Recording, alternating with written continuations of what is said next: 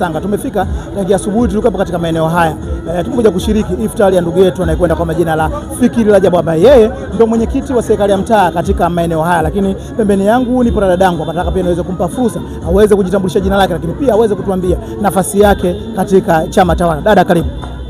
Kwa majina naitwa Nasra Hamza Msofe, katibu wa UVCCM tawi la Mustafa. Okay, na umetuambia kwamba wewe ni katibu wa UVCCM mtaa kwa Mustafa. Nataka uniambie Fikiri Rajabu kwako wewe ni kiongozi wa aina gani?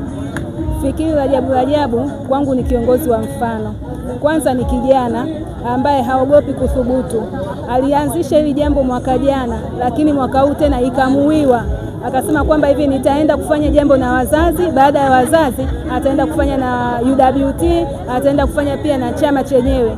Kila mwaka amesema yeye kwamba itakuwa ni muendelezo, na safari hii kweli tumeweza kuona muendelezo ukiwa unaendelea. Kama ni kiongozi, nini rai yako kwa viongozi wengine hususan kwenye kuiga mazuri kama anaofanya Fikiri Rajabu, ambaye yeye ni mwenyekiti wa serikali za mtaa maeneo haya kwa Mustafa? Rai yangu kwa viongozi hasa wa serikali za mitaa, wanatakiwa muige sana kaka yetu mwenyekiti wa mtaa. Endeleeni kuendelea kushikiana na Fikiri Rajabu, kuendelea kufanya mambo mengi sana mazuri ambayo yanafanyika katika mtaa huu kwa Mustafa.